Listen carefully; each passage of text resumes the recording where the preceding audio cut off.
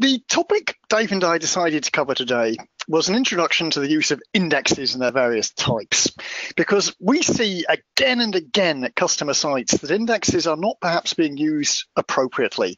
Perhaps they're being used when they shouldn't be being used, and scans will be better. Perhaps different types of indexes will be better. There are many more options than people are often aware of.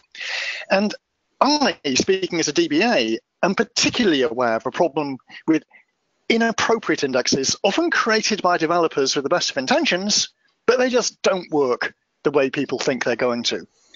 So we'll go through the purpose of indexes, why we have them, and we'll go through the types of indexes, your basic B-tree indexes and some variations. And depending on time, we'll look at more sophisticated examples, including bitmap and bitmap join indexes. Talk a bit about maintaining them, and again, have a brief look maybe at text indexes at the very end. So I don't know how much time we'll have to cover all of this, but that's the agenda that I want to attack starting now. And I hope you'll all put through lots of questions and comments as we go through.